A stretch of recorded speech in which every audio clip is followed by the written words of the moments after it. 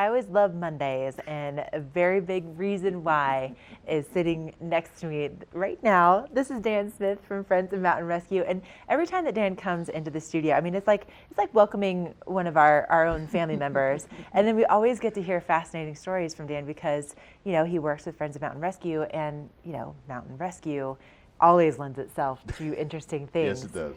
So, okay, Dan.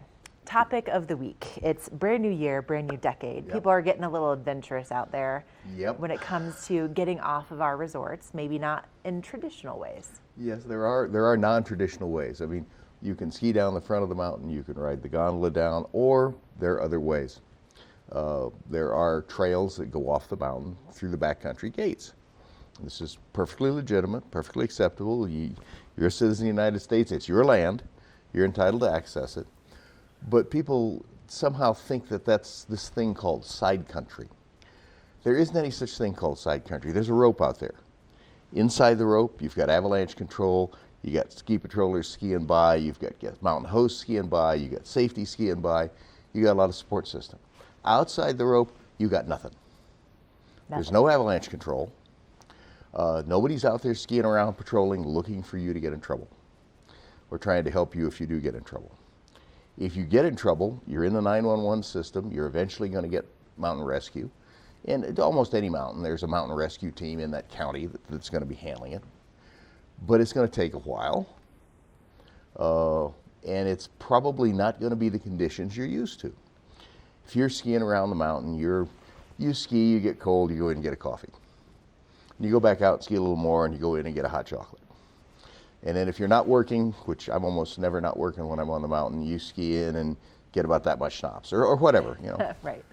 But when you're outside the boundary of the area, there's no schnapps. There's no, well, unless you're carrying it, then that's not the best idea. You're not dressed for it. Right. Do you have a map of that trail on you? Probably not.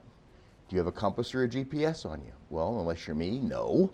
I tend not to leave my door without those. You're in a totally different world. And if you get in trouble out there, it's going to be long by the time we get you. If the mountain shuts down at 3:30-ish and you go out the Minturn Mile Gate or go into Lime Creek, which is even more fun because you're not skiing to Minturn, you're skiing to Red Cliff. You get out there and now it's 3 o'clock, 4, 5, you've made a mistake, you've turned the wrong way. Now it's dark. You don't have a headlamp because you never think to ski the mountain with a headlamp. Right. Some of us do. Those of us that have had to ski off the mountain in the dark are never there without a headlamp. You only have to do that one time, and then you always carry a headlamp. You probably aren't carrying any water, so you're getting very thirsty. You're probably not dressed in enough layers. You might have 2 thick ones instead of 5 thin ones. So you can't peel off, put on, regulate your body temperature, so you're sweating. When you sweat and it runs down into your ski boots, your feet freeze. In one instance, there's one long ago where it was all overnight that someone spent their time above the gun range down in Minturn. And that gets real cold. And Yes. do you have matches? Well, if you're, you know, the cessation of smoking is a very good idea from a public health standpoint, but it also means you're not carrying matches. So you have no way to light a fire. And there is one place out there that's called $11 Ridge because the guy had 11 $1 bills, and that's what he used to build a fire. What would have happened if he had 11 hundreds? Wow. Hundreds and ones burn just about at the same rate. Oh my gosh. Okay. See what I'm talking about? Mondays. But Dan said, okay, we still have more to talk about. We're just kind of getting things started here in the studio. But right now we're going to send things back over to Chris. We got to find out what's happening with that weather. And we do have some snow in the forecast. So we're going to send things out with Chris, and then we will be back with more from Dan Smith.